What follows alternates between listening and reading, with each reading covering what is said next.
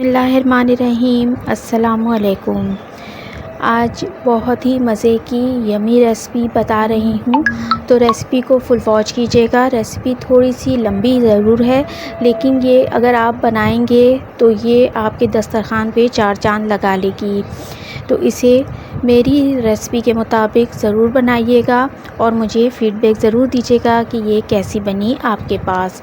तो recipe start करते हैं। तो देखिए, यहाँ पर मैं आपको साइज़ दिखा रही हूँ प्याज का। मैंने इतनी साइज़ की प्याज ली है और इतना बड़ा मैंने बैंगन लिया है और चंद मैंने हरी मिर्चें ली हैं, जो कि आप देख सकते हैं, और चंद जवे जो हैं वो लहसुन के लिए हैं।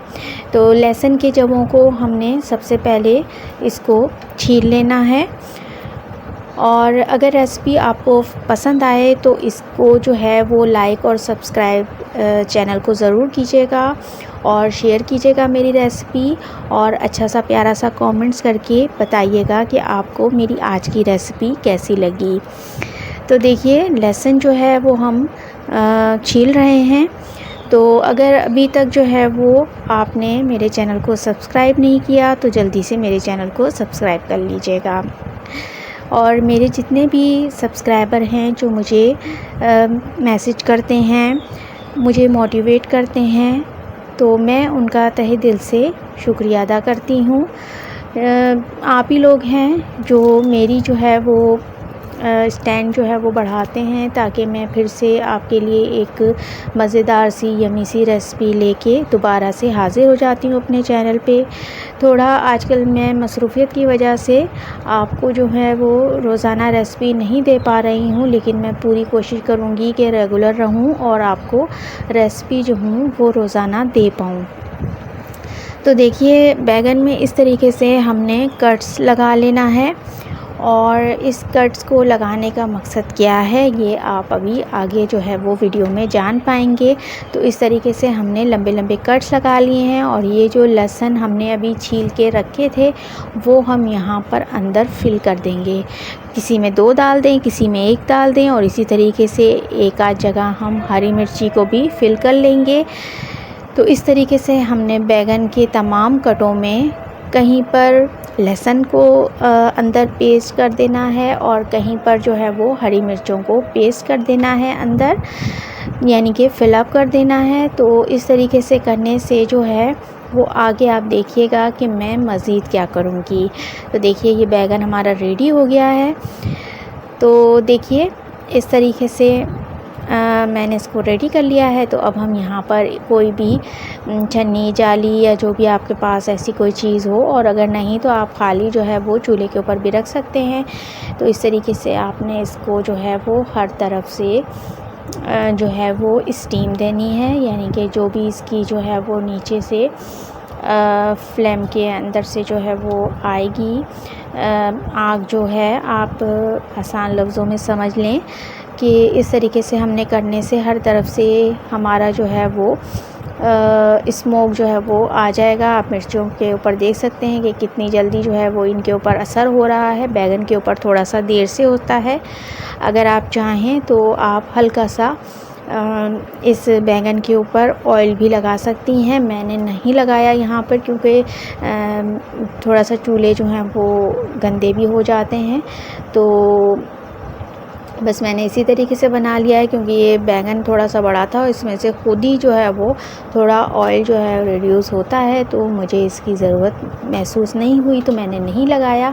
अगर आप देख सकते हैं कि छिलका आपका थोड़ा सा ऐसा सख्त सा आपको लगे बैंगन का, तो फिर आप जो है वो हल्का सा बिल्कुल ऑयल इसके ऊपर लगा सकती हैं, इसकी स्किन के ऊपर, और फिर इसी तरीके से कट लगा के आप उसको जो है वो जिस तरह से मैं इसको बना रही हूँ इसी तरीके से आप कर सकती हैं।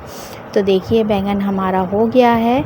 आप देख सकते हैं ये कितना इसकी स्किन जो है वो मुरझा चुकी है। तो हम इसको फूल जो है वो ठंडा करेंगे और उसके बाद इसके ऊपर से स्किन जो है वो निकाल देंगे।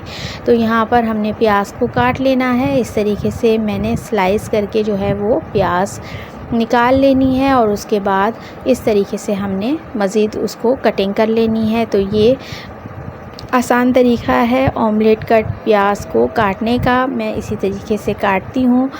और आप जिस तरीके से काटते हो या आप जो है वो मशीन के ज़रिए भी इसको जो है वो प्याज को काट सकते हैं। तो वो आपकी अपनी मर्ज़ी है, आप जिस तरीके से काटना चाहें। तो हरी मिर्चें जो मैंने स्टीम की थी वही मैं यहाँ पर जो हूँ वो बारीक बारीक इसको काट ले रही हूँ। आपकी मिर्चें अगर तीखी ज़्यादा हो तो आप कम डालिएगा, मगर ये जो मैं बना रही हूँ ये थोड़ा सा चटपटा मज़े का लगता है, तो इसलिए मैं थोड़ी सी हरी मिर्चें यहाँ पर ज़्यादा ऐड कर रही हूँ। और एक चटनी भी मैं आपको बताऊँगी इसके अंदर, तो आप उस चटनी को भी बहुत इंजॉय कर सकते हैं गर्मियों की शामों में।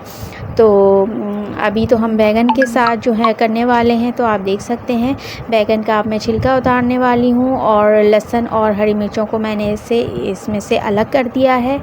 तो बस इस तरीके से हमने इसका छिलका उतार लेना है। तो आप देख सकते हैं तमाम छिलका मैंने इसका उतार लिया है, बहुत आसानी से उतर जाता है, कोई दिक्कत कोई परेशानी नहीं होती।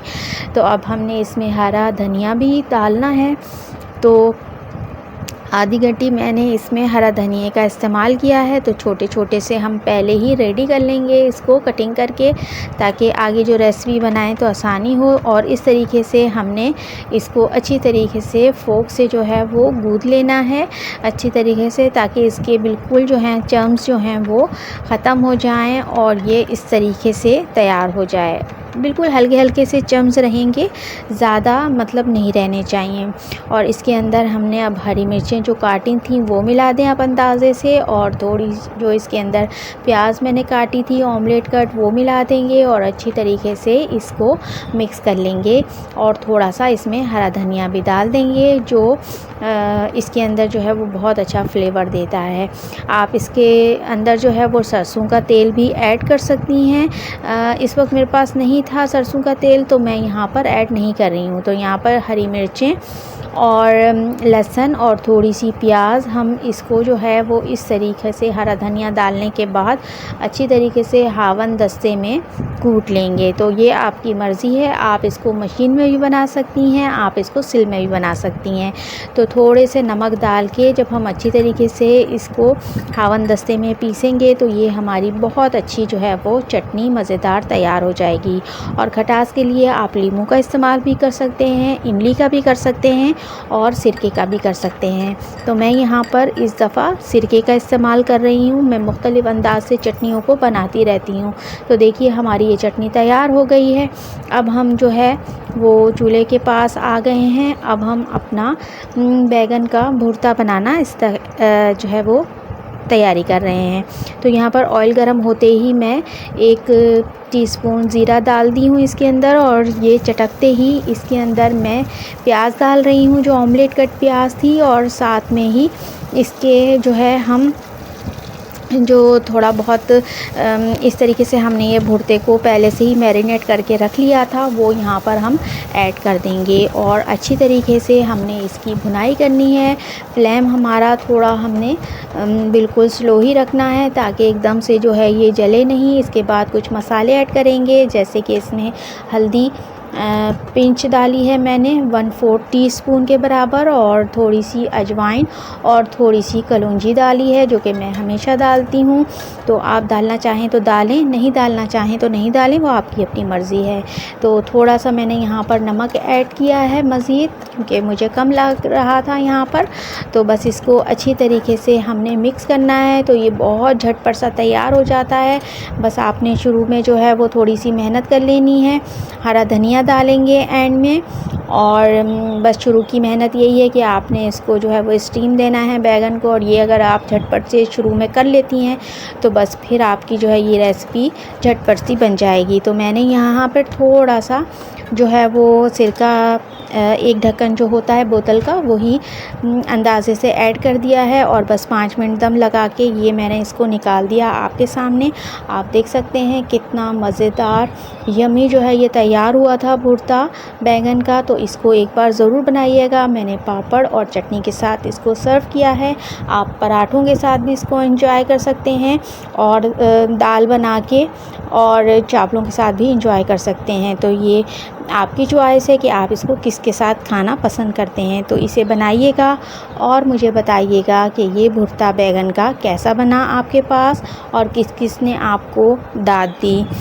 तो फीडबैक देना बिल्कुल भी मत भूलिएगा। मुझे आपके मैसेजेस का इंतज़ार रहेगा।